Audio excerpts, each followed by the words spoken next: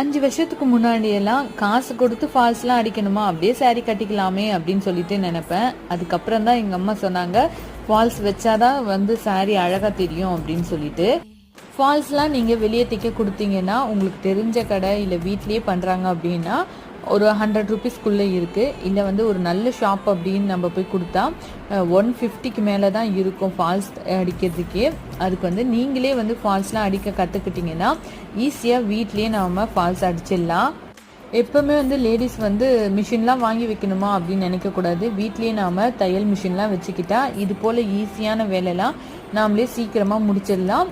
மணியும் நம்மளால் சேவ் பண்ண முடியும்.